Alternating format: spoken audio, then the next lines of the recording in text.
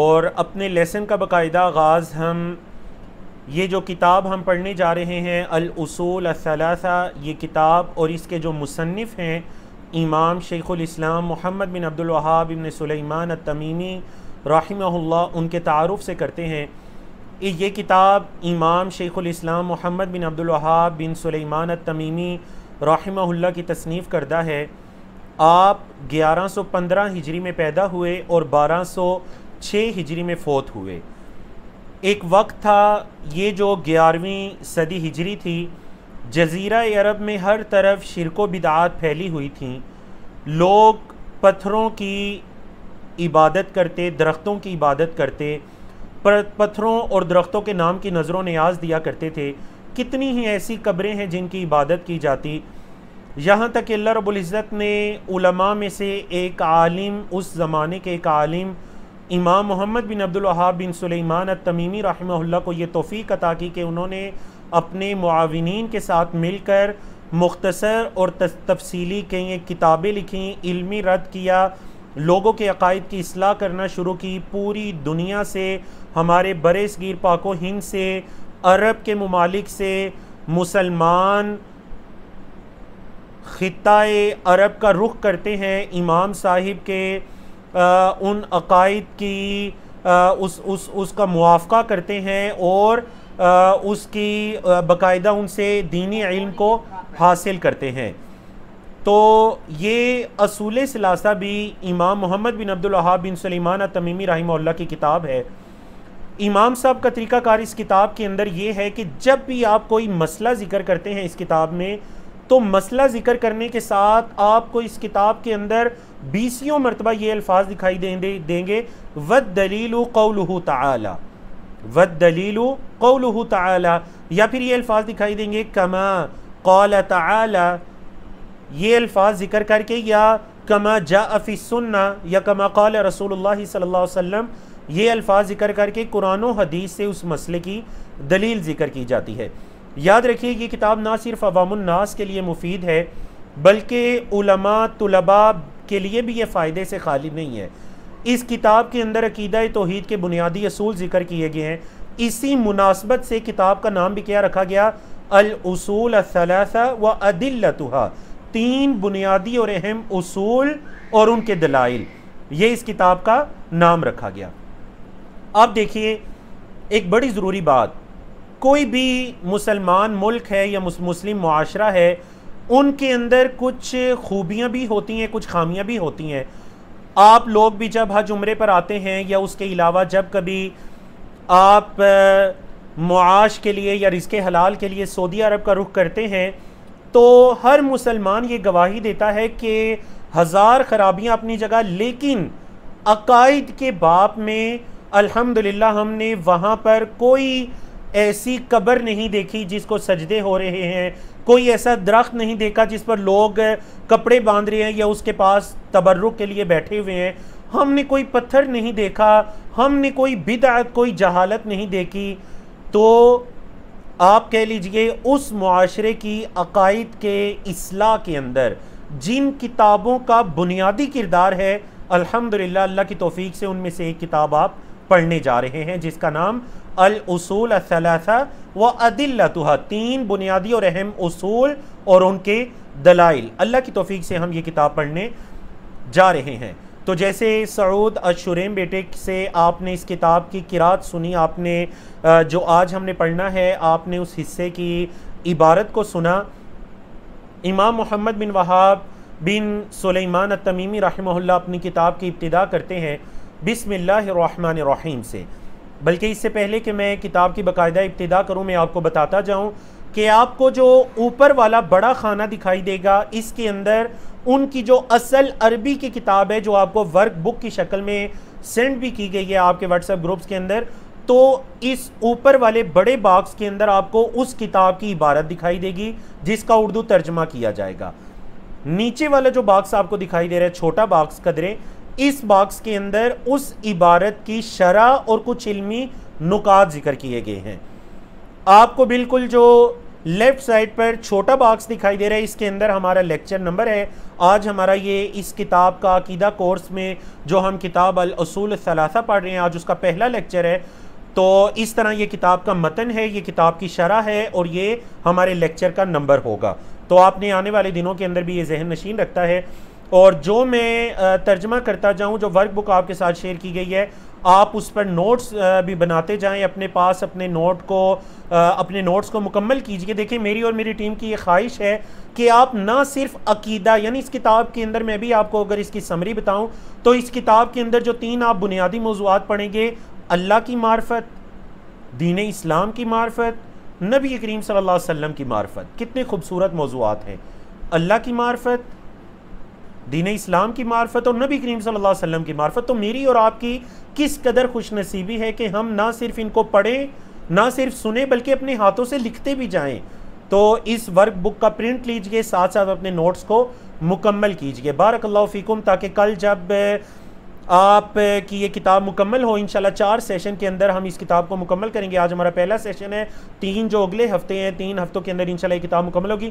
تو جب ہمارے 4 سیشن مکمل ہوں گے تو آپ یہ کہہ سکیں گے کہ الحمدللہ میرے نوٹس مکمل ہو چکے ہیں، اس کتاب کا مکمل ترجمہ بھی میں نے لکھ لیا، اس میں موجود آیات، حدیث، عبارات، تمام چیزوں کا ترجمہ اور علمی نکات کو بھی میں نے اپنے پاس نوٹ کر لیا۔ تو اس ضروری وضاحت کے بعد ہم اپنی اس کتاب کا باقاعدہ آغاز کرتے ہیں۔ فَأَقُولُ وَبِاللَّهِ التَّوْفِيقِ۔ قال المصنف رحمہ اللہ، مصنف رحمہ اللہ نے اپنی کتاب کی ابتدا بسم اللہ الرحمن الرحیم سے کی ہے، اللہ کے نام سے جو بڑا مہربان اور نہایت رحم کرنے والا ہے۔ کتاب کی ابتدا میں بسم اللہ کیوں علماء کرام اپنی کتابوں کا یا اپنی تحریروں کا کی ابتدا بسم اللہ سے کرتے ہیں؟ اس کے اندر مختلف مقاصد ہیں۔ سب سے پہلا مقصد تاکہ اس کام کے اندر برکت حاصل ہو جائے، دوسرا مقصد کہ اللہ کی مدد بھی شامل حال ہو، اور تیسرا اور اہم مقصد کہ نبی کریم صلی اللہ علیہ وسلم کی اقتداء، کیونکہ آپ صلی اللہ علیہ وسلم نے جب مختلف بادشاہوں کو خطوط لکھے تھے، رسائل لکھے تھے، تو اللہ کے رسول صلی اللہ علیہ وسلم نے بھی ان رسائل کی ابتدا کس سے کی تھی؟ بسم اللہ، اللہ کے نام سے کی تھی۔ تو علماء کرام جو ہیں وہ نبی کریم صلی اللہ علیہ وسلم کی اقتداء کے اندر اپنی کتابوں کا، اپنی تحریروں کی جو ابتدا ہے وہ کس سے کرتے ہیں؟ بسم اللہ الرحمن الرحیم سے۔ تو مصنف رحمہ اللہ نے بھی اپنی کتاب، جب بھی میں کہوں گا مصنف تو اس کا مطلب کیا ہے؟ کتاب کے رائٹر۔ تو مصنف رحمہ اللہ نے اپنی کتاب کی ابتدا بھی کس سے کی؟ بسم اللہ الرحمن الرحیم۔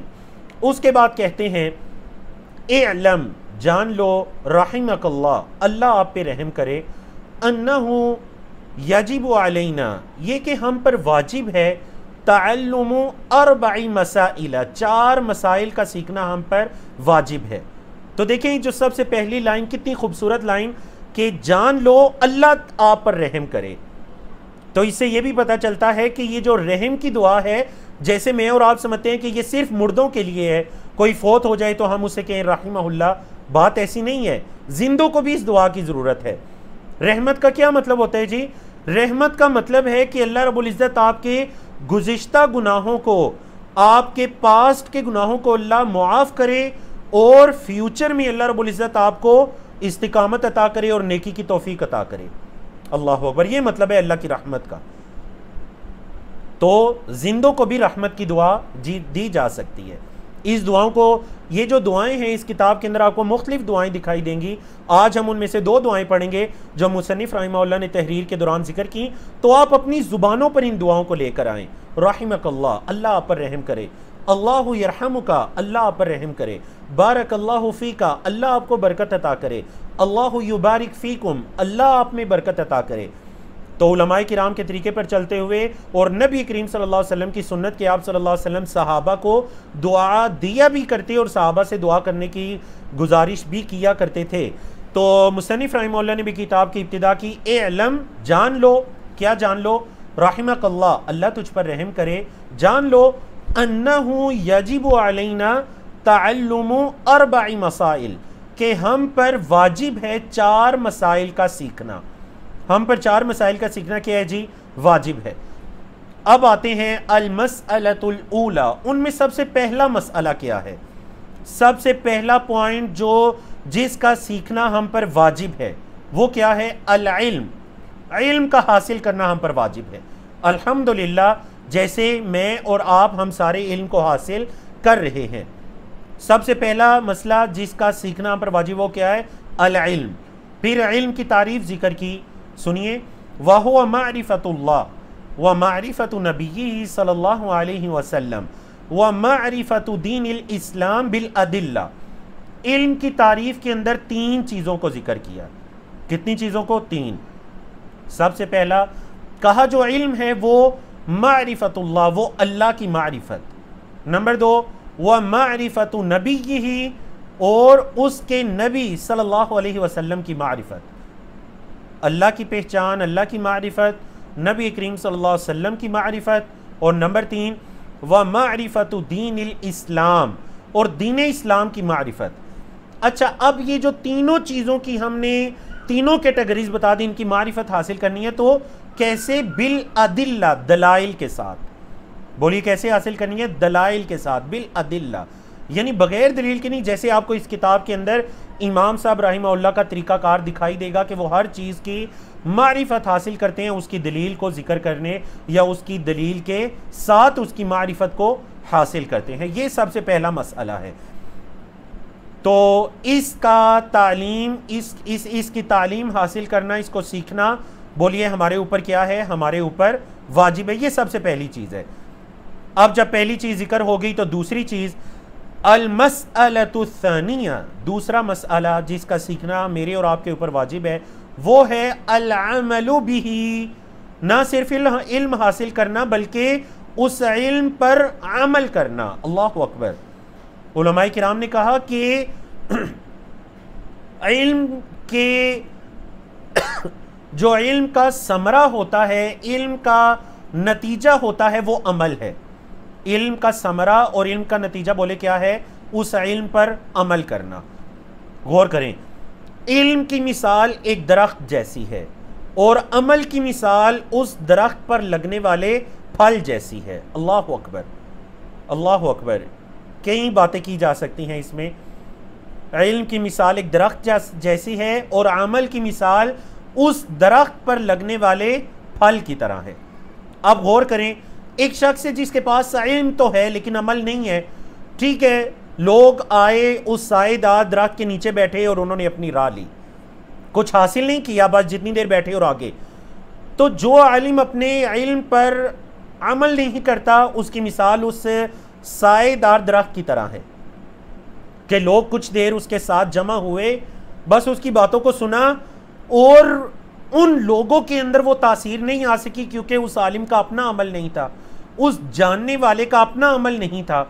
ہاں، جو عمل کرے گا اس کی مثال ہے اس سائے دار پر لگنے والے پھل کی طرح، اس درخت پر لگنے والے پھل کی طرح، وہ جو سایہ دار درخت ہے اس پر لگنے والے پھل کی طرح۔ لوگ آئے بیٹھے، نہ صرف بیٹھے بلکہ انہوں نے اس درخت سے پھل بھی حاصل کیا، جب جانے لگے تو اپنے ساتھ پھل کو بھی لے کر گئے۔ اللہ اکبر۔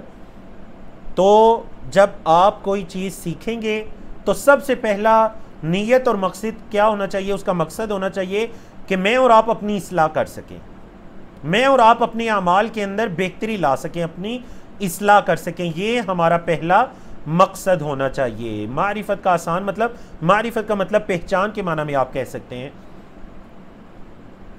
جی، تو ہمارا جو المسألۃ الثالثہ ہے اور المسألۃ الرابعہ، یعنی اگلے دو مسائل جن کا علم حاصل کرنا میرے اور آپ کے لیے لازم ہے، ان مسائل کو بھی دیکھ لیجئے۔ ان کے اندر جو تیسرا مسئلہ ہمارے پاس آتا ہے وہ تیسرا مسئلہ کیا ہے جی؟ الدعوۃ الیہ، اس کی طرف دعوت دینا۔ دیکھیں، پہلا مسئلہ جس کا سیکھنا لازم ہے علم حاصل کرنا، دوسرا اس پر عمل کرنا، تیسرا اس کی طرف دعوت دینا۔ بولے تیسرا مسئلہ کیا ہے؟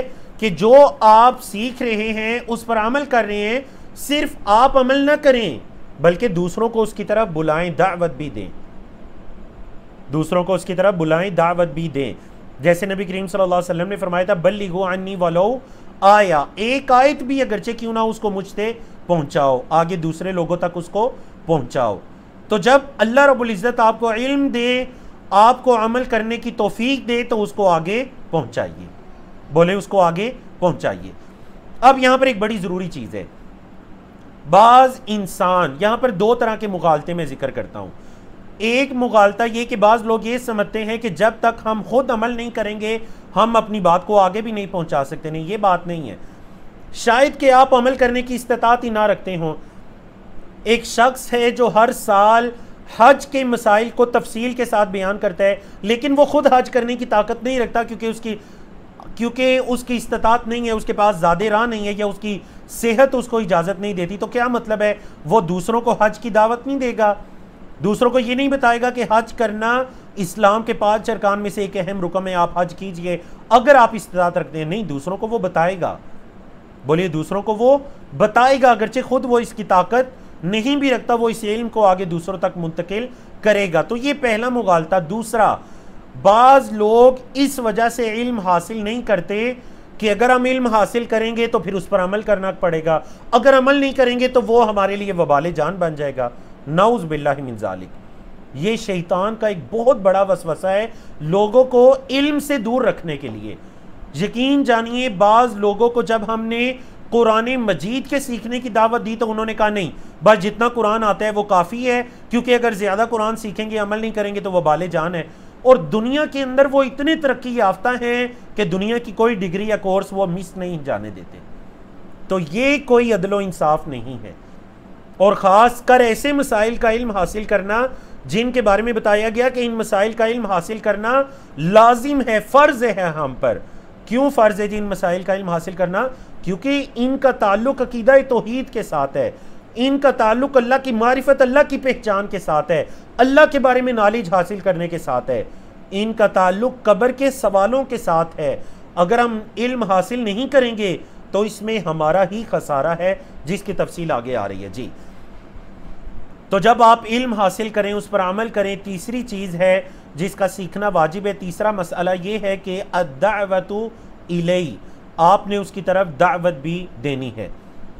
اور المسئلۃ الرابعہ، چوتھا مسئلہ کیا ہے؟ الصبر علی الاذی فیہ، جو تکالیف آتی ہیں اس پر صبر کرنا۔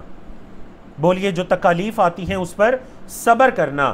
یعنی اگر دعوت کی راہ میں، دوسرے لوگوں کو اللہ کی طرف بلانے کی راہ میں اگر آپ پر کوئی بھی تکلیف آئی ہے تو آپ نے اس پر کیا کرنا ہے؟ صبر کرنا ہے۔ آپ ذرا غور کیجئے کہ یہاں پر اللہ اکبر، دعوت کے بعد صبر کو چوتھے نمبر پر ذکر کیا گیا۔ یعنی دعوت اور صبر کا آپس میں کیا تعلق ہے، آپس میں ان کا کیا ریلیشن ہے؟ یاد رکھیے، جو حق کی دعوت دیتا ہے، جو عقیدہ توحید کی دعوت دیتا ہے، پھر لازماً اس پر تکالیف آتی ہیں۔ جب تکالیف آتی ہیں تو اس کو چاہیے صبر سے کام لے۔ بولیے، اس کو چاہیے کہ وہ صبر سے کام لے۔ اور امام صاحب رحمہ اللہ نے جب ان 4 مسائل جن کا علم حاصل کرنا، جن کو سیکھنا ہم سب پر واجب ہے، میرے ساتھ دہرائیے، وہ 4 مسائل کون سے ہیں؟ سب سے پہلا العلم، علم کا حاصل کرنا۔ نمبر 2 العمل بہ، اس پر عمل کرنا۔ نمبر 3 الدعوت الیہ، اس کی طرف دعوت دینا۔ اور نمبر 4 الصبر علی الاذی فیہ، اگر اس دعوت کی راہ میں کوئی تکالیف آتی ہیں تو اس پر صبر کرنا۔ یہ 4 مسائل ہیں جن کا علم حاصل کرنا ہم پر کیا ہے؟ واجب ہے۔ اب دیکھیں، امام صاحب رحمہ اللہ نے جب ان 4 مسائل کو ذکر کیا تو اس کی دلیل کو ذکر کر رہے ہیں کہ اس کی دلیل کیا ہے، وہ کون سی دلیل ہے جس سے ہمیں پتہ چلتا ہے کہ ان 4 مسائل کا سیکھنا ہم پر کیا ہے؟ واجب ہے۔ اللہ اکبر۔ تو غور کریں کہ دلیل میں انہوں نے کیا ذکر کیا؟ دلیل میں انہوں نے سورۃ العصر کو مکمل ذکر کیا۔ اللہ اکبر۔ اب ذرا آپ نے غور کرنا ہے، یاد رکھیے اس کتاب کے پڑھنے کے دوران انشاءاللہ ہماری کوشش ہوگی کہ جو بھی دلیل آتی ہے اس دلیل کو آپ نے اچھی طرح سے سمجھنا ہے۔ شاید کہ وہ دلیل آپ کو یاد ہو۔ سورۃ العصر الحمدللہ ہمارے گرانوں میں بچوں کو بھی یاد کروائی جاتی ہے، لیکن یہ سمجھنا ہے کہ امام صاحب رحمہ اللہ نے اپنی کتاب میں اس آیت کو، اس سورت کو، اس دلیل کو کیوں ذکر کیا، کن الفاظ کی وجہ سے، یعنی جس کو کہتے ہیں نا وجہ الاستشہاد، کہ کہاں سے وہ دلیل پکڑ رہے ہیں، امام صاحب رحمہ اللہ کہاں سے دلیل پکڑے ہیں۔ تو ذرا غور کیجئے۔ کہتے ہیں وَالدَّلِيلُ قَوْلُهُ تَعَالَى، اس کی دلیل اللہ رب العزت کا یہ فرمان ہے، اللہ تعالیٰ کا یہ فرمان ہے، بسم اللہ الرحمن الرحیم، والعصر، قسم ہے زمانے کی، ان الانسان لفی خسر، بے شک انسان البتہ خسارے میں ہے، الا الذین آمنوا، سوائے ان لوگوں کے جو ایمان لائے، وعملوا الصالحات، اور انہوں نے نیک اعمال کیے، وتواصوا بالحق، اور انہوں نے حق کی وصیت کی، وتواصوا بالصبر، اور انہوں نے صبر کی وصیت کی۔ وصیت یہاں پر نصیحت کرنا یا تلقین کرنے کے معنی میں ہے، انہوں نے ایک دوسرے کو حق بات کی وصیت کی اور انہوں نے ایک دوسرے کو صبر کرنے کی وصیت کی۔ اللہ اکبر۔ آپ ذرا غور کریں، اس صورت سے ہم نے ان 4 مسائل کو ثابت کرنا ہے جن کا سیکھنا میرے اور آپ پر واجب ہے۔ وہ 4 مسائل جن کا سیکھنا میرے اور آپ پر واجب ہے، اس صورت سے وہ چاروں مسائل کیسے ثابت ہو رہے ہیں؟ سب سے پہلے تو یہ جان لیجئے اللہ رب العزت نے زمانے کی قسم اٹھائی، والعصر، زمانے کی قسم۔ کیوں؟ کیونکہ زمانہ بہترین گواہ ہے میرے اور آپ کے اعمال پر۔ یہ جو وقت ہے، زمانہ ہے، یہ بہترین گواہ ہے لوگوں کی اچھائیوں پر، لوگوں کی برائیوں پر۔ اور اللہ رب العزت اپنی مخلوق میں سے جس کی چاہے قسم اٹھائیں، لیکن میرے اور آپ کے لیے یہ جائز نہیں ہے کہ ہم اللہ کے علاوہ کسی اور کی قسم اٹھائیں، جیسے کہ حدیث کے اندر آیا۔ فرمایا قسم اٹھا کر، ان الانسان لفی خسر، بے شک انسان البتہ خسارے میں ہے، انسان نقصان میں ہے، خسارے میں ہے۔ ہاں، جن لوگوں کے اندر 4 طرح کی کوالٹیز پائی جاتی ہیں، 4 طرح کی صفات پائی جاتی ہیں، وہ خسارے میں نہیں ہیں۔ جن لوگوں میں 4 صفات پائی جاتی ہیں وہ خسارے میں نہیں ہیں۔ تو اب میں نے اور آپ نے یہ جائزہ لینا ہے کہ ہم خسارے میں ہیں یا نہیں۔ اللہ نے فرمایا تمام انسان خسارے میں ہے، اور قسم کھا کر فرمایا، زمانے کی قسم، بے شک انسان البتہ خسارے میں ہے، سوائے ان لوگوں کے جن میں یہ 4 طرح کی صفات ہیں۔ پہلی صفت الذین آمنوا، جو ایمان لائے، دوسری وعملوا الصالحات، تیسری وتواصوا بالحق، اور چوتھی وتواصوا بالصبر۔ اللہ اکبر۔ غور کریں، پہلی جو صفت ہے الذین آمنوا، ایمان لائے، اس سے امام صاحب رحمہ اللہ نے پہلا مسئلہ ثابت کیا کہ علم کا حاصل کرنا میرے اور آپ پر لازم ہے، کیونکہ ایمان علم کے بغیر نہیں ہوتا۔ ایمان علم کے بغیر نہیں ہوتا۔ ایمان کا مطلب ہے پختہ یقین، اور آپ اسی پر پختہ یقین کرتے ہیں جس کے بارے میں آپ علم حاصل کرتے ہیں۔ تو الذین آمنوا سے یہ پتا چلا کہ میرے اور آپ پر علم حاصل کرنا یہ لازم ہے۔ نمبر 2، اس علم پر عمل کرنا۔ کہاں سے یہ استدلال کیا؟ وعاملوا الصالحات، اور انہوں نے نیک اعمال کیے۔ جو عامل الصالحات ہے، یہاں سے دوسرے مسئلے کو ثابت کیا والعمل بھی۔ تیسرے مسئلے کو کہاں سے ثابت کیا؟ الدعوۃ الیہ، اس کی طرف دعوت دینا، وتواصوا بالحق، ایک دوسرے کو حق کی وصیت کرتے ہیں، ایک دوسرے کو حق کی نصیحت کرتے ہیں۔ اللہ اکبر۔ تو حق کی نصیحت کرنا یہ حق کی طرف دعوت دینا ہے۔ جو حق بات ہے وہ ایک دوسرے کو بتاتے ہیں، حق بات ایک دوسرے کو بتاتے ہیں، اگرچہ اس حق بات سے کوئی ناراض ہوتا ہے تو وہ ہو، اگر اس حق بات سے ان کا کوئی نقصان ہو جاتا ہے تو ہو، لیکن وہ حق بات دوسروں کو پہنچاتے ہیں جتنی وہ حق بات پہنچانے کی استطاعت رکھتے ہیں، جتنی وہ طاقت رکھتے ہیں۔ اور نہ صرف یہ بلکہ چوتھا مسئلہ کہاں سے اخذ کیا؟ المسألۃ الرابعہ الصبر علی الاذی، یہ جو سورت کے آخری الفاظ ہیں وتواصوا بالصبر، یہاں سے چوتھا مسئلہ پتا چلا کہ تکالیف پر صبر کرنا۔ تو وہ لوگ نہ صرف حق بات پہنچاتے ہیں بلکہ تکالیف پر کیا کرتے ہیں؟ بولیں، صبر بھی کرتے ہیں۔ تو یہ امام صاحب رحمہ اللہ نے 4 مسائل ذکر کیے اور کہا کہ ان 4 مسائل کا سیکھنا میرے اور آپ پر واجب ہے، اور ان کی دلیل سورۃ العصر ہے، مکمل سورۃ العصر۔ امید ہے کہ آپ کو دلیل بھی سمجھ آئی ہوگی اور کہاں سے استدلال کیا گیا یہ بھی سمجھ آیا ہوگا۔ اب امام شافعی رحمہ اللہ کا انہوں نے قول ذکر کیا۔ امام شافعی رحمہ اللہ کا نام امام محمد بن ادریس شافعی رحمہ اللہ ہے، جو کہ 204 ہجری میں فوت ہوئے، امام شافعی رحمہ اللہ کا قول کیا ذکر کیا؟ قال الشافعی رحمہ اللہ، شافعی رحمہ اللہ فرماتے ہیں لو ما انزل اللہ حجتا علی خلقہ، لو ما انزل اللہ، اگر اللہ نہ نازل کرتا کوئی حجت علی خلقہ اپنی مخلوق پر، الا هذه السورہ، مگر اس صورت کے، سوائے صورت کے، اگر اللہ رب العزت اس صورت کے علاوہ اپنی مخلوق پر کوئی دوسری دلیل نہ بھی نازل کرتا، لکفتہم، تو یہ صورت ان کو کافی ہو جاتی، لا البتہ، کفت، کفا یکفی سے فعل ماضی مؤنث ہے، کفت، کافی ہو جاتی یہ صورت، ہم انہیں یعنی خلق کو، بندوں کو۔ اللہ اکبر۔ جب علماء کرام اس صورت کی تفسیر کرتے ہیں سورۃ العصر، تو اس کی اہمیت کے اندر امام شافعی رحمہ اللہ کا یہ قول بتاتے ہیں کہ اگر اللہ اپنی مخلوق پر سورۃ العصر کے علاوہ کوئی چیز نازل نہ کرتا تو یہ سورت انسانوں کی اصلاح کے لیے کافی تھی۔ اللہ اکبر۔ تو یقیناً آج آپ کو پتہ چلا ہوگا کہ یہ سورت کس قدر ضروری سورت ہے میری اور آپ کی اصلاح کے لیے، کیونکہ یہ سورت مجھے اور آپ کو خسارے اور نقصان سے بچنے کی دعوت فکر دے رہی ہے۔ اگر اس میں تدبر کریں گے، تفکر کریں گے، سوچ سمجھ کر اس کو سیکھیں گے، پڑھیں گے، تو انشاءاللہ ہم بھی خسارے سے اپنے آپ کو بچا سکیں گے۔ بارک اللہ فیکم۔ امام بخاری رحمہ اللہ کا دوسرا قول ذکر کیا اپنی بات کی تائید میں کہ علم کا حاصل کرنا قول و فعل سے پہلے، کوئی بھی عمل کرنے سے پہلے، کوئی بھی بات کرنے سے پہلے آپ نے علم کو حاصل کرنا ہے۔ بولیے آپ نے کیا کرنا ہے؟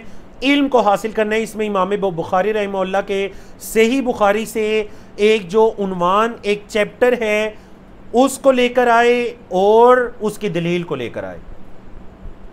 وقال البخاری رحمہ اللہ تعالی باب العلم قبل القول والعمل والدلیل قوله تعالی فاعلم انه لا الہ الا اللہ واستغفر لذنبك، سورۃ محمد کی یہ آیت نمبر 19 ہے۔ بدأ بالعلم قبل القول والعمل۔ امام بخاری رحمہ اللہ فرماتے ہیں بابن، یہ باب ہے، یہ چیپٹر ہے، کیا؟ العلم قبل القول والعمل، قول و عمل سے پہلے علم کو حاصل کرنا۔ قول و عمل سے پہلے علم کا مقام ہے، پہلے علم پھر قول و عمل۔ اب ذرا غور کریں اس کی دلیل کیا ہے۔ دلیل کے اندر اللہ رب العزت کا یہ فرمان ذکر کیا سورۃ محمد کی آیت فَعْلَمْ، جان لو، فَعْلَمْ، جان لو۔ اللہ نے کیا؟ فا یہاں پس کے معنی میں اصل میں فعل ہے اعلم، عالم یعلم سے فعل امر ہے، اعلم، جان لو، انہ لا الہ الا اللہ، یہ کہ اللہ کے علاوہ کوئی حقیقی معبود نہیں، واستغفر لذنبک، اور اپنے گناہ کے لیے استغفار کیجئے، اور اپنے گناہ کے لیے کیا کیجئے؟ استغفار کیجئے۔ تو امام بخاری رحمہ اللہ کا یہ جو قول ہے اتنا خوبصورت قول ہے۔ دیکھیں امام بخاری رحمہ اللہ نے استدلال کیسے کیا، یعنی آیت کریمہ میں یہ جو الفاظ ہے نا، جان لو، فعلم، فعلم کے الفاظ سے یہ استدلال کیا کہ پہلے علم حاصل کیجئے، قول و فعل سے پہلے، قول و عمل سے پہلے، فعلم کے الفاظ سے جان لو۔ تو اگر میں اور آپ بھی کوئی عمل کرنا چاہتے ہیں تو ہمیں پہلے اس کے بارے میں علم حاصل کرنا چاہیے۔ اور یاد رکھیے میرے اور آپ کے کیا بلکہ پوری امت مسلمہ کے اعمال کی، ان کے اندر پائی جانے والی بدعات اور جہالات کی اصلاح تب ہی ہوگی جب ان کے اعمال کی بنیاد علم پر ہوگی۔ اور علم کس کا نام ہے؟ جیسا کہ شروع میں گزرا، اللہ کی معرفت، نبی کریم صلی اللہ علیہ وسلم کی معرفت اور دین اسلام کی معرفت، جو اس کتاب کا موضوع ہے۔ اس کتاب میں ہم نے یہی 3 چیزیں پڑھنی ہیں۔ تو جب ہمارے اعمال کی بنیاد، اساس علم پر ہوگی تو یہ امت مسلمہ کی اصلاح ہے۔ تو امام بخاری رحمہ اللہ بھی کہتے ہیں قول و عمل سے پہلے علم حاصل کرو، جان لو۔ یہ جو الفاظ ہے نا وَاسْتَغْفِرْ لِذَنْبِكَ، اس سے انہوں نے استدلال کیا کہ استغفار کرنا یہ ایک عمل ہے۔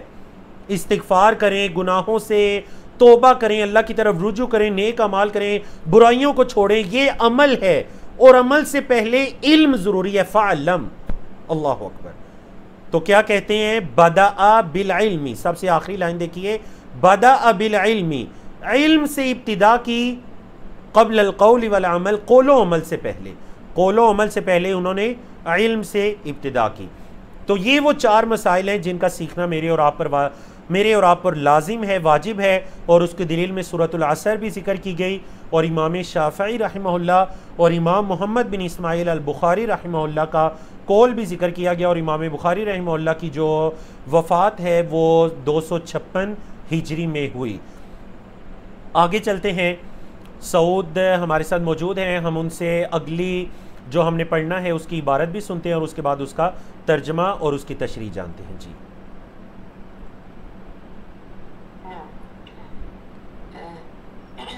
اعلم رحمك الله أنه يجب على كل مسلم ومسلمة تعلم هذه المسائل الثلاث والعمل بهن.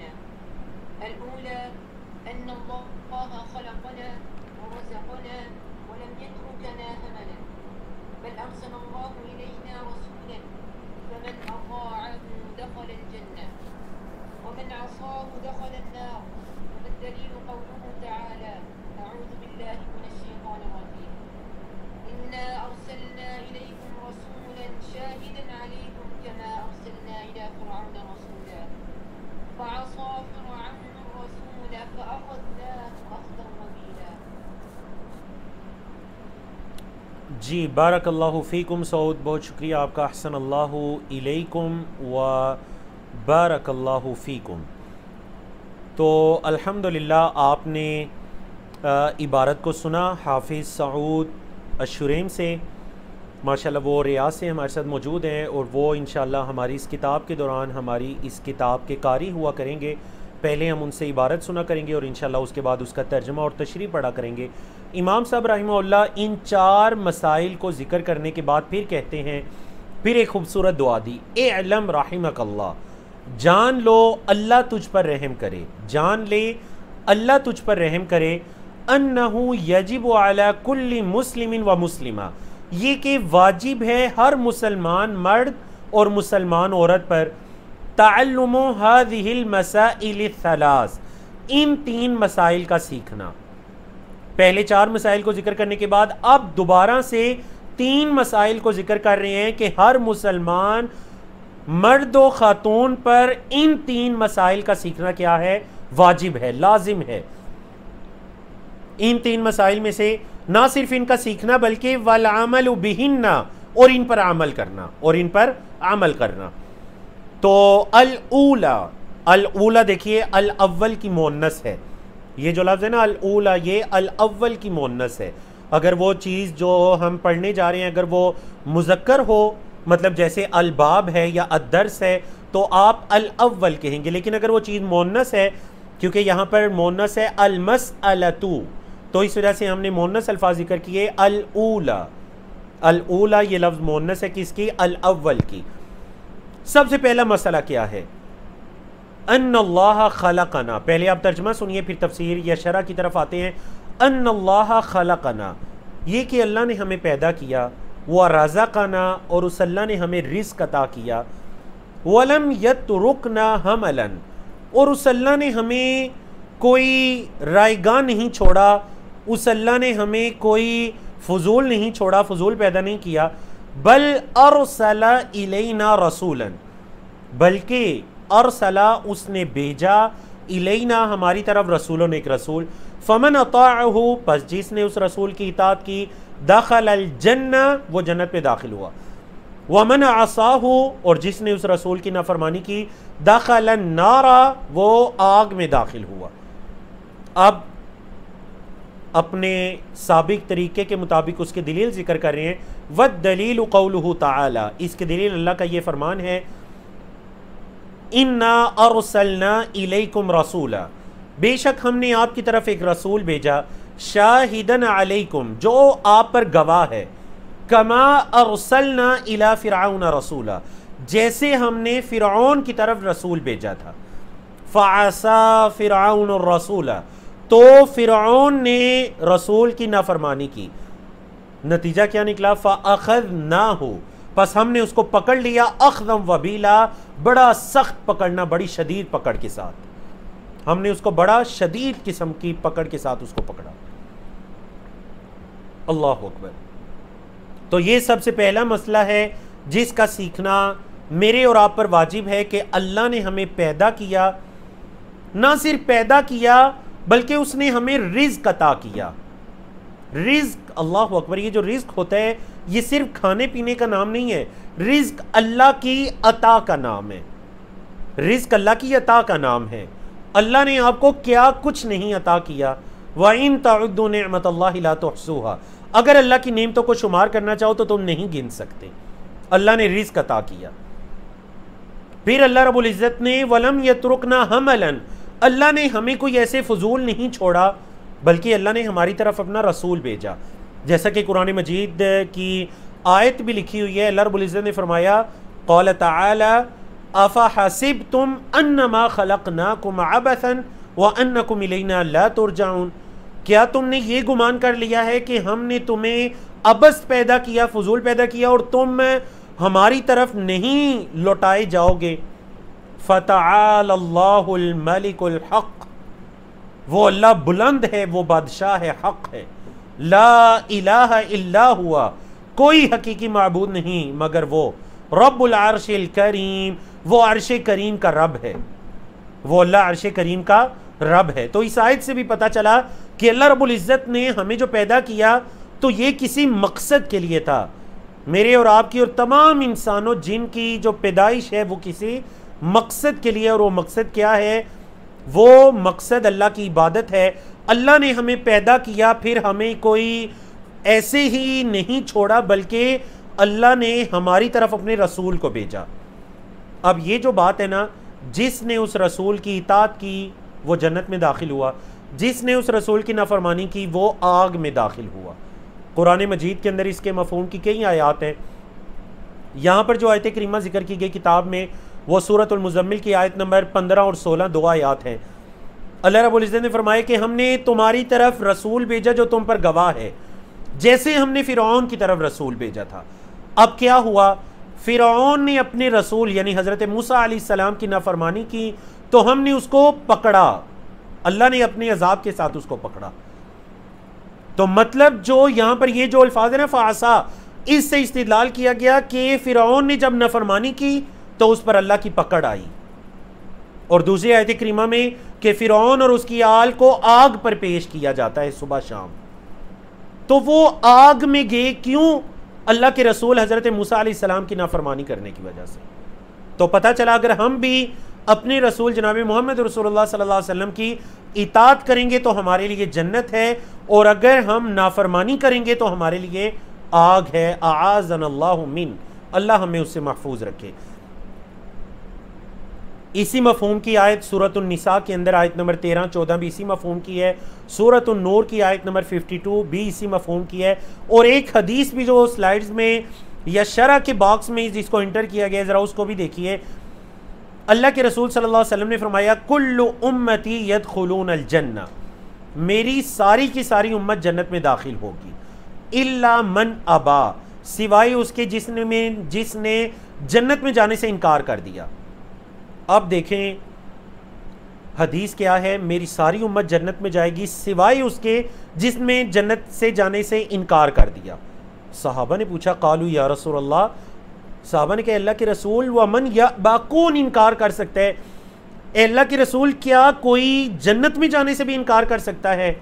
اللہ اکبر۔ قال، آپ صلی اللہ علیہ وسلم نے فرمایا من اطاعنی، جس نے میری اطاعت کی داخل الجنہ، وہ جنت میں داخل ہوا، ومن عصانی، اور جس نے میری نافرمانی کی فقد ابا، تو گویا اس نے جنت میں جانے سے انکار کیا۔ تو آپ کو حدیث سمجھ میں آ گئی؟ نبی کریم صلی اللہ علیہ وسلم نے فرمایا میری ساری امت جنت میں جائے گی سوائے اس کے جس نے انکار کیا۔ صحابہ نے پوچھا اللہ کے رسول جنت میں جانے سے کون انکار کر سکتا ہے؟ فرمایا جس نے میری اطاعت کی وہ تو جنت میں داخل ہوا، اور جس نے نافرمانی کی گویا اس نے انکار کر دیا جنت میں جانے سے۔ تو اس حدیث سے بھی پتہ چلتا ہے کہ آپ صلی اللہ علیہ وسلم کی اطاعت یہ جنت میں داخلے کی ضمانت ہے، اور آپ علیہ الصلوۃ والسلام کی نافرمانی یہ اللہ کے وہ جو نافرمان یا اللہ کے رسول صلی اللہ علیہ وسلم کے جو نافرمان بندے ہیں یہ ان کو جہنم یا آگ تک لے جانے والا عمل ہے. اور اس کی دلیل سورۃ المزمل، سورۃ النساء کی آیت نمبر 13-14، سورۃ النور کی آیت نمبر 52 اور صحیح بخاری کی یہ حدیث جو آپ کے سامنے ذکر کی گئی. جی تو آگے چلتے ہیں. المسألۃ الثانیہ، دوسرے مسئلے کی ہم قرات سنتے ہیں سعود سے.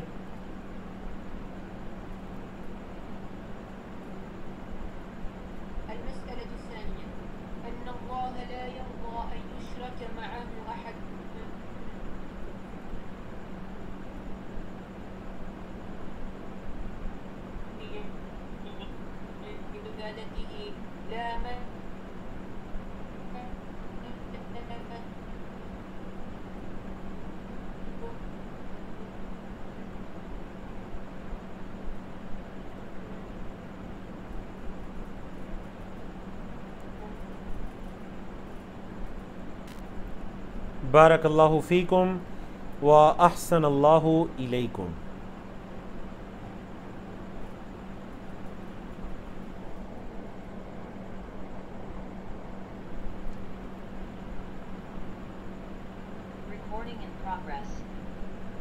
جی جزاکم اللہ خیرن. یہ تھے ماشاءاللہ سعود بیٹا جو کہ ہمیں سنا رہے تھے، ہمیں عبارت سنا رہے تھے. المسألۃ الثانیہ، دوسرا مسئلہ جس کا علم حاصل کرنا میرے اور آپ پر واجب ہے، وہ مسئلہ کیا ہے؟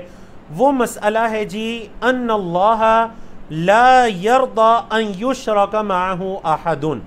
اللہ نے یہ پسند نہیں کیا کہ اللہ کے ساتھ کسی کو شریک ٹھہرایا جائے، اس کی عبادت میں کسی کو شریک ٹھہرایا جائے.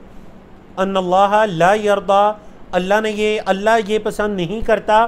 ان یشرک فعل مجہول ہے پیسیو وائز، ان یشرک معہ احد، کہ اس کے ساتھ کسی کو بھی شریک ٹھہرایا جائے فی عبادتہ، اس اللہ کی عبادت میں.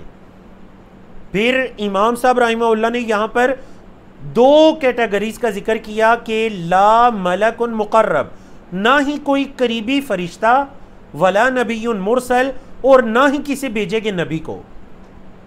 اللہ یہ پسند نہیں کرتا کہ اس کے ساتھ اس کی عبادت میں کسی کو شریک ٹھہرایا جائے، نہ ہی کسی فرشتے کو اور نہ ہی کسی نبی کو. تو دیکھیے اللہ اکبر، یعنی انسانوں میں جو سب سے اللہ کے اقرب الناس ہوتے ہیں، جو سب سے اللہ کے قریبی ہوتے ہیں، وہ کون ہیں؟ وہ انبیاء اور رسول ہیں. اور اسی طرح فرشتے اللہ کی بڑی قریبی مخلوق ہیں جو اللہ کی نافرمانی نہیں کرتے، اللہ کی اطاعت کرتے ہیں، اس کی نافرمانی نہیں کرتے. لا یعصون اللہ ما امرہم ویفعلون ما یؤمرون. فرشتے اللہ کی نافرمانی نہیں کرتے، جو انہیں حکم دیا جاتا ہے وہ کرتے ہیں. تو امام صاحب نے کہا کہ اگر کوئی قریبی فرشتہ بھی، اگر لوگ اللہ کو چھوڑ کر اس کی عبادت کرنا شروع کر دیں تو اللہ اس چیز کو پسند نہیں کرتا. لوگوں میں انبیاء رسول اللہ کے سب سے قریبی ہوتے ہیں. اللہ یہ پسند نہیں کرتا کہ انبیاء اور رسول کو اللہ کی عبادت میں اللہ کا شریک ٹھہرایا جائے. اب اس کی دلیل کیا ہے؟ والدلیل قولہ تعالی، اللہ کا یہ فرمان اس کی دلیل ہے وَأَنَّ الْمَسَاجِدَ لِلَّهِ، اور یہ کہ مسجدیں اللہ کے لیے ہیں. فَلَا تَدْعُوا مَعَ اللَّهِ أَحَدًا، اللہ کے علاوہ کسی کو نہ پکارو، بس تم اللہ کے علاوہ کسی کو نہ پکارو. اللہ اکبر. سورۃ الجن کی آیت نمبر 18 ہے. اس کی شرح میں جو آیات یا جس کلام کو ذکر کیا گیا وہ بھی دیکھیے. اللہ نے فرمایا ان تکفروا فإن اللہ غنی عنکم، اگر تم کفر کرو تو اللہ تم سے غنی ہے. ولا یرضی لعبادہ الکفر، اللہ اپنے بندوں کے لیے کفر کو پسند نہیں کرتا. وان تشکروا، اور اگر تم شکر کرو، یرضہ لکم، تو اللہ اس کو تمہارے لیے پسند کرتا ہے. تو یاد رکھیے جب اللہ کو یہ نہیں پسند کہ کسی قریبی فرشتے کو یا کسی نبی کو اللہ کا شریک ٹھہرایا جائے، تو کوئی عام یعنی فرشتے یا انبیاء یا رسول کے علاوہ عام کسی مخلوق کی کیا حیثیت ہو سکتی ہے کہ اسے اللہ کا شریک ٹھہرایا جائے. اب یہ جو شرک ہے، ان اللہ لا یرضی ان یشرک معہ احد، احد کے الفاظ جو ہے نا اس پر غور کریں. کوئی ایک اللہ کا شریک ٹھہرایا جائے، اللہ یہ پسند نہیں کرتا. شرک کے بارے میں دو آیات، سورۃ النساء اور سورۃ المائدہ کی آیات کو ذکر کیا گیا۔ سورۃ النساء کی آیت نمبر 48 ہے، اللہ رب العزت نے فرمایا ان اللہ لا یغفر ان یشرک بہ، بے شک اللہ یہ معاف نہیں کرتا کہ اس کے ساتھ کسی کو شریک ٹھہرایا جائے، وَيَغْفِرُ مَا دُونَ ذَلِكَ لِمَن یشاء، اور اللہ اس کے علاوہ جو چاہتا ہے، جس کے لیے چاہتا ہے، اللہ اس کو معاف کرتا ہے۔ وَمَن يُشْرِكْ بِاللَّهِ فَقَدِ افْتَرَىٰ اِثْمًا عَظِيمًا، اور جس نے اللہ کا شریک ٹھہرایا اس نے بہت بڑا جھوٹ یا گناہ وہ جھوٹ کے زمرے میں باندھا۔ افطرا کا مطلب کیا ہوتا ہے جی؟ جھوٹ گڑنا۔ اس نے جھوٹ گڑا، ایک بڑا گناہ اس نے جھوٹ گڑا جس نے کسی کو اللہ کا شریک ٹھہرایا۔ اور دوسری آیت کیا ہے شرک کے بارے میں؟ انہ من یشرک باللہ، جس نے اللہ کا شریک ٹھہرایا فقد حرم اللہ علیہ الجنہ، اللہ اس پر جنت کو حرام کر دیتے ہیں، وَمَأْوَاهُ النَّارُ، اور اس کا ٹھکانہ آگ ہے، وَمَا لِلظَّالِمِينَ مِنْ أَنصَارٍ، اور ظالموں کا کوئی مددگار نہیں۔ بولیے اور ظالموں کا کوئی مددگار نہیں ہے۔ تو یہ دو آیات کو شرک کی سنگینی میں ذکر کیا گیا کہ یہ شرک کس قدر گناہ ہے کہ اگر انسان کی موت اس شرک کی حالت میں ہو جاتی ہے تو اللہ کا یہ اعلان ہے قرآن مجید میں کہ اللہ رب العزت اس کو معاف نہیں کرتا کہ اس کے ساتھ کسی کو شریک ٹھہرایا جائے۔ ہاں، شرک کے علاوہ جو دیگر کبیرہ گناہ ہے یا صغیرہ گناہ ہے، اللہ جس کے لیے چاہے، جس گناہ کو چاہے، اللہ معاف کرنے والی ذات ہے۔ معاف کرے یا پکڑ کرے یہ اللہ کے ہاتھ میں اس کی قدرت ہے۔ اللہ اکبر۔ تو یہ دوسرا مسئلہ ہے جس کا سیکھنا میرے اور آپ پر لازم ہے کہ اللہ رب العزت یہ پسند نہیں کرتا کہ اس کے ساتھ کسی کو بھی شریک ٹھہرایا جائے، نہ ہی کسی قریبی فرشتے کو اور نہ ہی کسی نبی یا رسول کو۔ جی المسئلۃ الثالثہ کی طرف چلتے ہیں۔ جی سعود بیٹا۔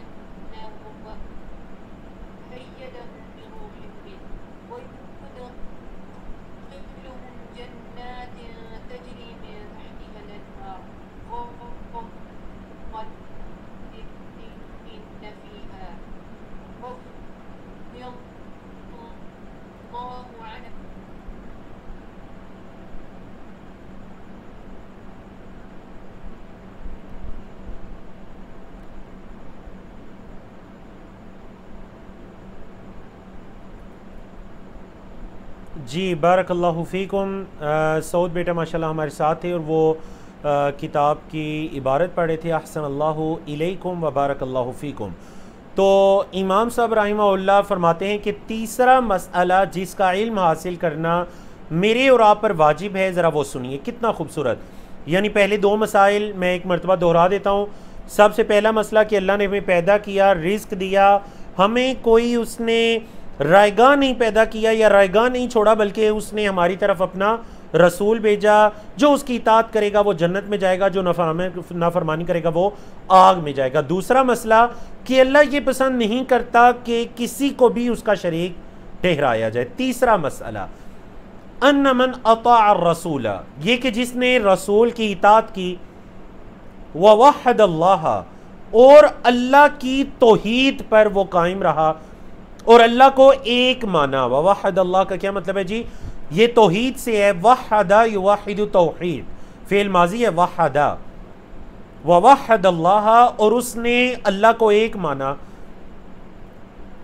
اب جس نے رسول کی اطاعت کی اور اس نے اللہ کو ایک مانا، لا یجوز لہ، اس کے لیے جائز نہیں ہے۔ کیا جائز نہیں ہے؟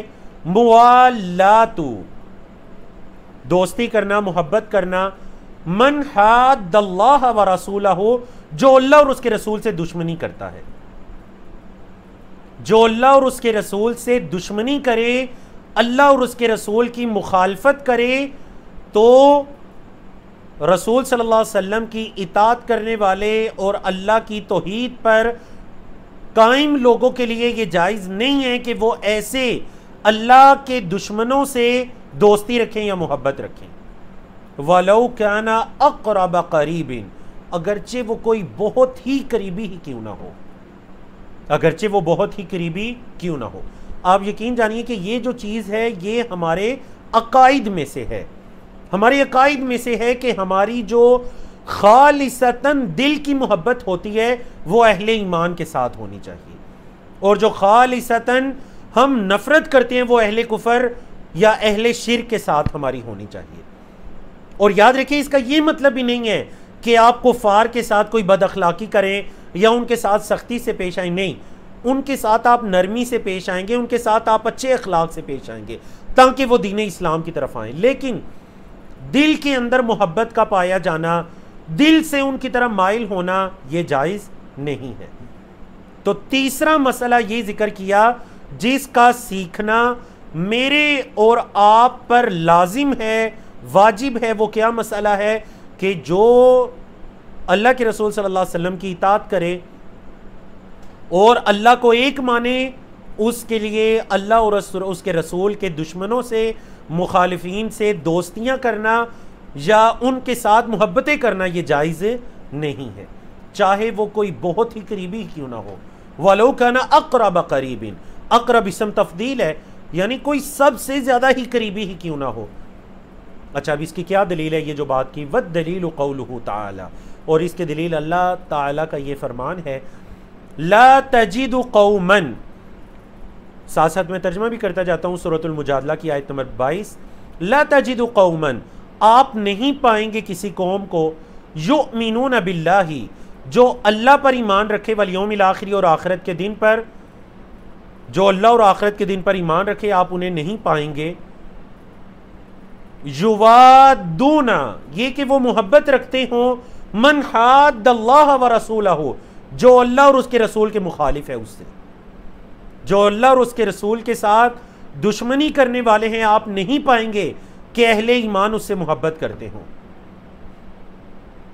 وَلَوْ كَانُوا آبَاءَهُمْ، اگرچہ وہ ان کے باپ ہی کیوں نہ ہو، او ابناءہم، یا بیٹے ہی کیوں نہ ہو، او اخوانہم، یا ان کے بھائی ہی کیوں نہ ہو، او عشیرتہم، یا ان کے قریبی رشتہ دار ہی کیوں نہ ہو، اولئک کتب فی قلوبہم الایمان، یہی وہ لوگ ہیں جن کے دلوں میں اللہ نے ایمان کو لکھ دیا ہے، وَأَيَّدَهُمْ بِرُوحٍ مِّنْهُ، اور اللہ نے اپنی رحمت سے ان کی تائید کی، وَيُدْخِلُهُمْ جَنَّاتٍ، اور اللہ ان کو داخل کرے گا ایسے باغات میں، تجری من تحتها الانہار، جن کے نیچے سے نہریں بہتی ہیں، خالدین فیہا، خالدین فیہا، وہ اس میں ہمیشہ ہمیشہ رہیں گے، رضی اللہ عنہم، اللہ ان سے راضی ہو، ورضوا عنہ، اور وہ اللہ سے راضی ہوئے، اولئک حزب اللہ، یہ اللہ کی جماعت ہے، الا، خبردار، جان لو، ان حزب اللہ هم المفلحون، بے شک اللہ کی جماعت ہی فلاح پانے والی ہے۔ تو آپ ذرا غور کیجئے کہ امام صاحب نے جو مسئلہ اس آیت کریمہ سے ثابت کیا وہ کیسے ثابت کیا کہ آیت کریمہ میں یہ ہے کہ جو اللہ اور آخرت کے دن پر ایمان رکھیں، یوادون، آپ نہیں پائیں گے کہ وہ محبت کرتے ہوں، من حاد اللہ و رسولہ، اللہ اور اس کے رسول کے دشمنوں سے یا اللہ اور اس کے رسول کے مخالفین سے۔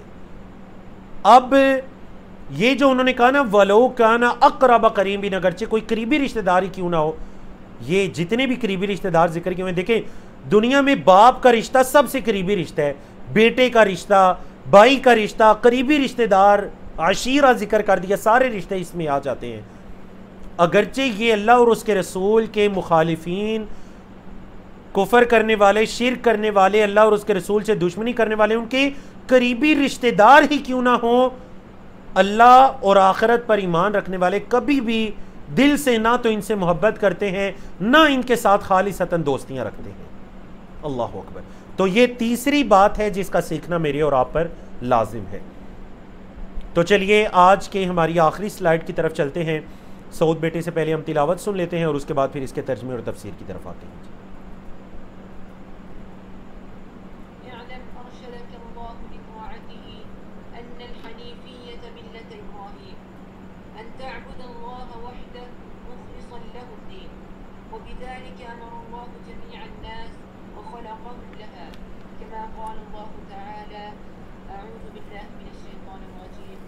وما خلقت الجن والإنس إلا ليعبدون ومعنا يعبدون يوحدون وأعظم ما أمر الله به التوحيد وهو إفراد الله بالعبادة وأعظم ما نهى عنه الشرك وهو دعوة غيره معه والدليل قوله تعالى أعوذ بالله من الشيطان الرجيم واعبدوا الله لا تشركوا به شيئا واعبدوا الله ولا تشركوا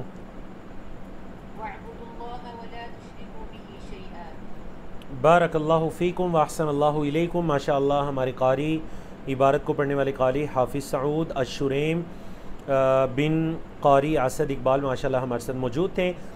امام صاحب رحمہ اللہ پہلے انہوں نے 4 مسائل کو ذکر کیا کہ جن کا سیکھنا ہم میرے اور آپ پر لازم ہے، اس کے بعد 3 مسائل کو ذکر کیا جن کا سیکھنا، ان کا علم حاصل کرنا میرے اور آپ پر لازم ہے۔ ان مسائل کو ذکر کرنے کے بعد امام صاحب رحمہ اللہ ایک اور توحید اور شرک کی تعریف کرنے اور ملت ابراہیمی کے بارے میں بتانے کے بعد اپنی کتاب کا باقاعدہ آغاز کریں گے۔ آج کے دن میں انشاءاللہ ہم یہ جو شروع کا کلام تھا یہ مقدمہ ہم مکمل کریں گے، اور انشاءاللہ آنے والے سیشن سے جو باقاعدہ ہمارا آپ کہہ لیجئے ہمارا معرفت اللہ کی جو معرفت ہے، باقاعدہ ہمارا پہلا ٹاپک آنے والے لیسن کے اندر ہم اس کے بارے میں پڑھیں گے انشاءاللہ۔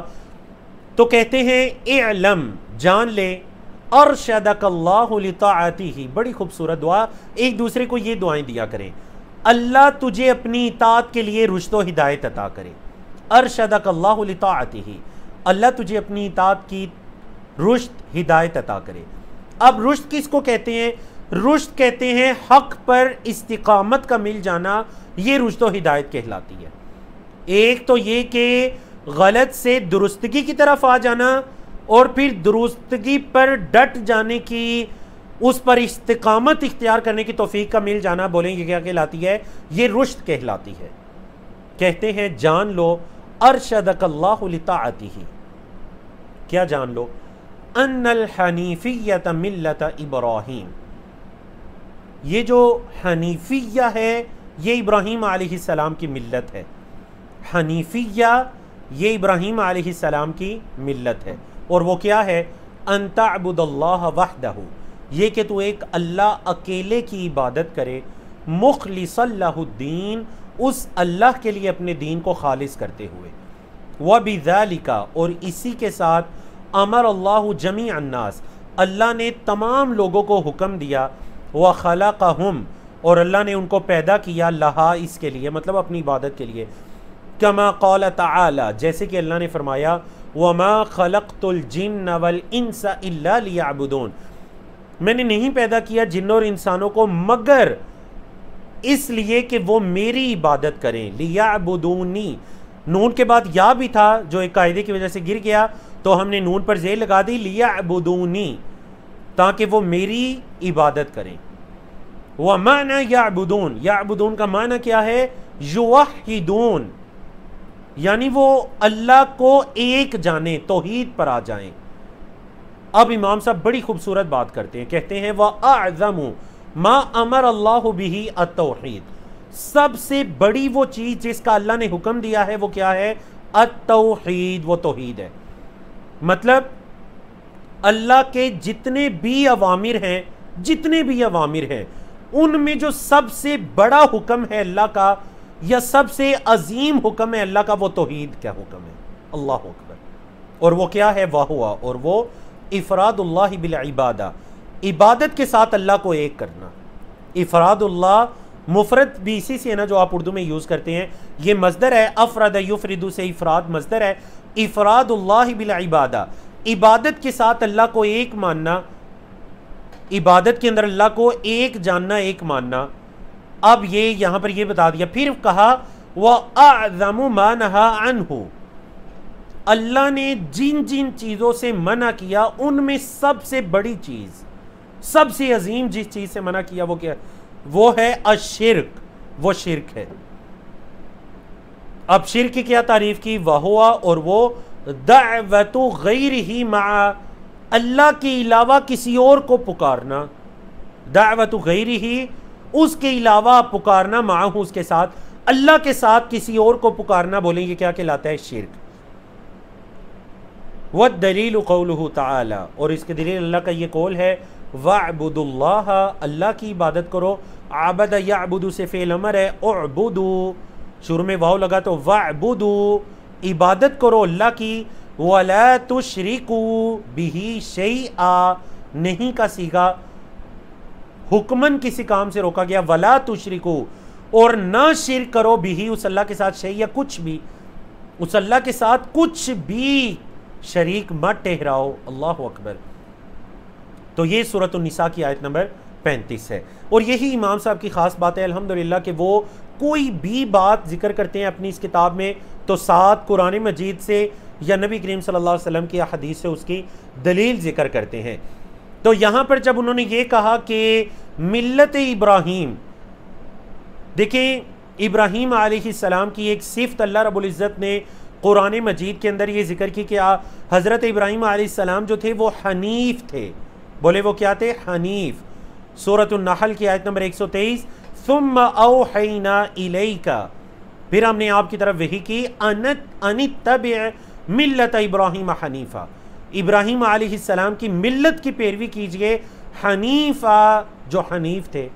وما کان من المشرکین، اور وہ مشرکوں میں سے نہیں تھے. بولیے وہ مشرکوں میں سے نہیں تھے. اچھا، یہ جو حنیف کا لفظ ہے، حنیف کا مطلب ہوتا ہے ایک طرف مائل ہونے والا. کیا مطلب ایک طرف مائل ہونے والا؟ مطلب یہ کہ ہر طرح کی عبادت کو چھوڑ کر ایک اللہ کی عبادت کی طرف یکسو ہو جانے والا، ایک اللہ کی عبادت کی طرف متوجہ ہو جانے والے کو کہتے ہیں حنیف.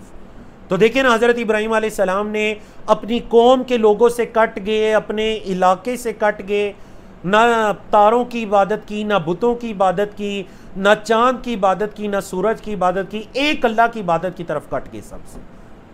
تو پھر اللہ نے بھی کیا مقام و مرتبہ عطا کیا کہ وہ حنیف تھے، وہ اللہ کی طرف یکسو تھے. اللہ اکبر. وہ اللہ کی طرف کیا تھے؟ حنیف، یا اللہ کی طرف یکسو. تو توحید اور شرک کی تعریف بھی ذکر کر دی کہ توحید اور شرک کس کو کہتے ہیں؟ توحید کہتے ہیں افراد اللہ بالعبادہ، عبادت میں اللہ کو ایک کرنا، کوئی بھی عبادت کی قسم ہے، اور اس کی تفصیل آگے آ رہی ہے انشاءاللہ. اور شرک کس کو کہتے ہیں؟ شرک کہتے ہیں دعوت غیرہ مع، اللہ کے علاوہ کسی اور کو اللہ کے ساتھ پکارنا. یہ کیا کہلاتا ہے؟ یہ شرک کہلاتا ہے. تو الحمدللہ اللہ رب العزت کی توفیق سے جو اس کتاب کا مقدمہ تھا، یا اس کتاب کے شروع کے اندر جو امام صاحب کا کلام تھا، الحمدللہ ہم نے وہ مکمل کیا. انشاءاللہ اگلے ہفتے کے سیشن میں ہم شروع کریں گے. اس کتاب کے میں نے آپ کو کہا تھا کہ 3 بنیادی موضوعات ہیں: اللہ کی معرفت، دین اسلام کی معرفت، اور نبی کریم صلی اللہ علیہ وسلم کی معرفت. تو ہمارے 3 سیشن باقی ہیں. آنے والے سیشن میں ہم اللہ کی معرفت کے بارے میں پڑھیں گے، اس سے اگلے سیشن میں ہم دین اسلام کی معرفت کے بارے میں پڑھیں گے، اور اس سے اگلے سیشن میں ہم نبی کریم صلی اللہ علیہ وسلم کی معرفت کے بارے میں پڑھیں گے انشاءاللہ العزیز. اللہ رب العزت سے دعا ہے کہ جیسے اس نے آج کے دن ہمارے لیے اس پڑھانے کو آسان کیا، اللہ رب العزت آنے والے دنوں کے اندر بھی آسانی کرے. جو ہم پڑھ رہے ہیں، اللہ رب العزت ان چیزوں کو ہمیں اپنے عقیدے کے اندر شامل کرنے کی توفیق عطا کرے.